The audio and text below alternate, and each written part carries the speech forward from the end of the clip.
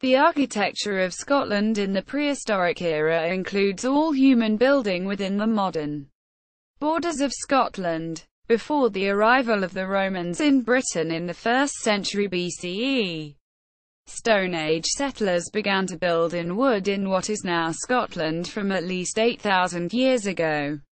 The first permanent houses of stone were constructed around 6,000 years ago, as at Knap of Howar, Orkney, and settlements like Skara Brae. There are also large numbers of chamber tombs in cairns from this era, particularly in the west and north. In the south and east there are earthen barrows, often linked to timber monuments of which only remnants remain. Related structures include bank barrows, cursus monuments, mortuary enclosures, and timber halls.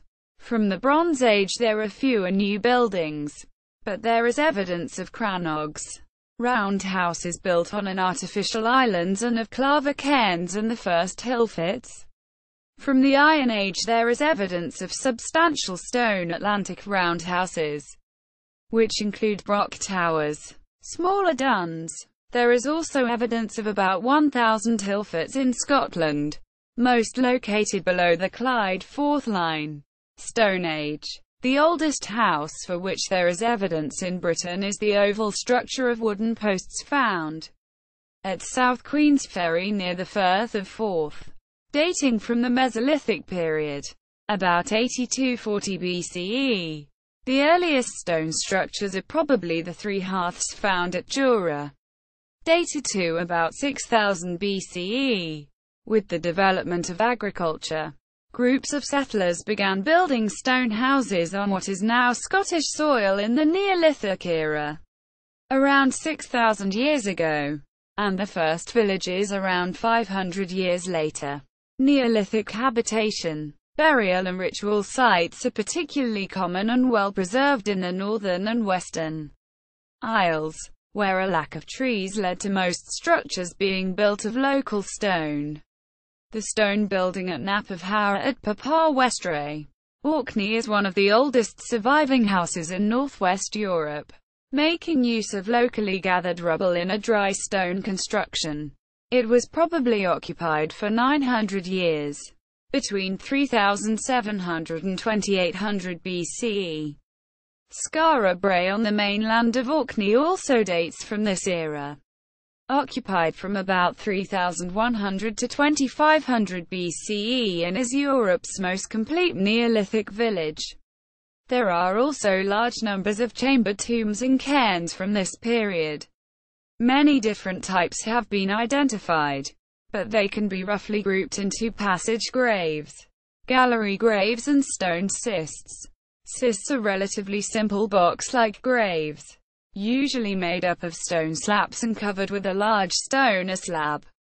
Mice How, near Steness on the mainland of Orkney, dated 3400–3200 BCE. And Monomore, Isle of Arran, dated approximately 3500 BCE. Are passage graves, of megalith construction, built with large stones, many of which weigh several tons. Gallery graves are rectangular gallery-like spaces, where the entrance at one end is the width of the gallery. These were sometimes lined or roofed with slabs and then covered with earth. Among the most impressive surviving monuments of the period are the first sets of standing stones in Scotland, such as those at Steness on the mainland of Orkney, which date from about 3100 BCE, of 4 stones, the tallest of which is 16 feet, 5 meters, in height. In contrast to the highlands and islands where stone was extensively used. In the south and east, the most visible architectural survivals of the Neolithic are mainly earthen barrows, the earliest probably dating from the beginning of the 4th millennium BCE. Today these monuments consist of massive mounds of earth or stone, most commonly trapezoidal in plan and often orientated to the east. They are widely distributed in the lowlands, particularly in Aberdeenshire, Angus, Dumfries and Galloway, and the Scottish borders. Related structures include bank barrows, cursus monuments, mortuary enclosures, timber halls, and other forms of enclosure. Bank barrows are parallel-sided mounds, usually flanked by ditches on either side. Originally believed to be Roman in origin, cursus monuments also consist of long parallel lengths of banks of earth with external ditches, but with an open avenue or enclose between. Both forms are usually associated with burial chambers. Examples of bank barrows in Scotland include from Perthshire the Long Mound at Orkney and the hybrid bank barrow, cursus monument, and at Clevendyke, which stretches for over 1.5 miles, 2 kilometers. Mortuary enclosures are usually sub-rectangular banks with external ditches and raised platforms of stone or wood within them. Thought by J.G. Scott to be used for the exposure of corpses prior to burial elsewhere. Although this interpretation is disputed, remains of mortuary enclosures of this period are often found under long barrows. Key examples include Pitnackrey, Perthshire, and two closely related sites at Lockhill and Sluchen, both in Kirkcudbright. The timber halls are probably unique to Scotland and were massive roofed buildings made of oak, all of which seem to have been subsequently burnt down. There is debate as to the role of these buildings, which have been seen variously as regular farming homesteads of Neolithic families and as related to a series of monumental constructions such as barrows. The hall at Balbride, Aberdeenshire was 85 feet, 26 meters long, 43 feet, 13 meters wide, and may have had a roof 30 feet, 9 meters high, making it large enough to accommodate up to 50 people. Bronze Age. As bronze working developed from about 2000 BCE, there was a decline in the building of large new structures, which, with a reduction of the total area under cultivation, suggests a fall in population.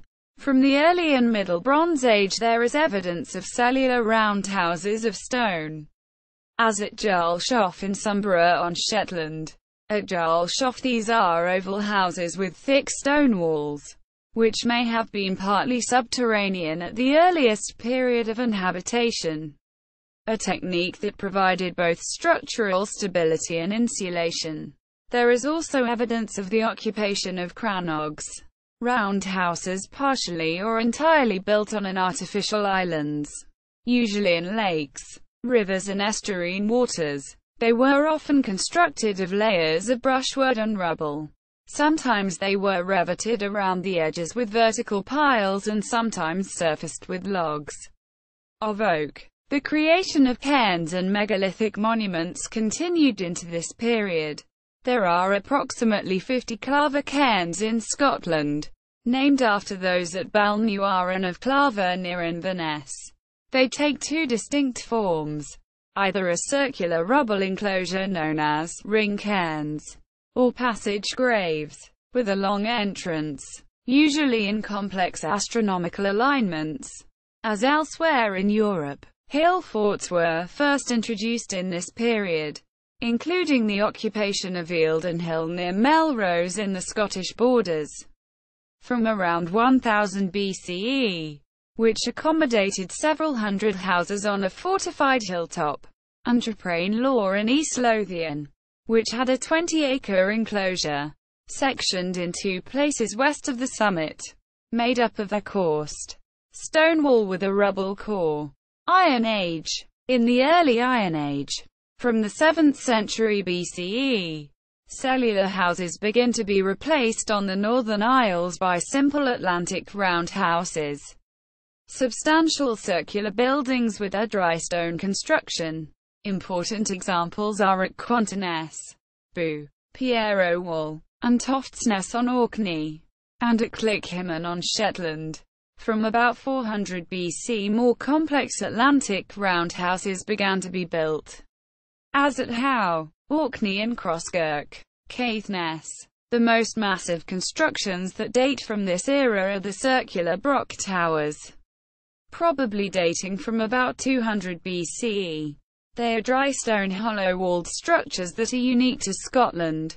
Most ruins only survive up to a few meters above ground level, although there are 5 extant examples of towers whose walls still exceed 21 feet 6 meters in height. There are at least 100 broch sites in Scotland, of which the best preserved include those at South Yarrows near Wick, Meadow Broch on Orkney, and the Broch of Clickhimmin and the Broch of Moosa in Shetland.